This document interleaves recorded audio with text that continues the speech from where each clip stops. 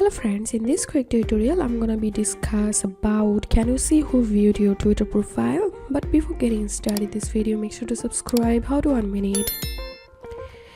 Okay, as you can see, I opened my Twitter account, and if I go to my profile, and here is no option to see who view my profile, and if I go to settings, also here will be no option to see who view my profile. But I can show you tricks using you can see how many views on your profile. So you have to open a new tab and you have to search here Twitter analytics.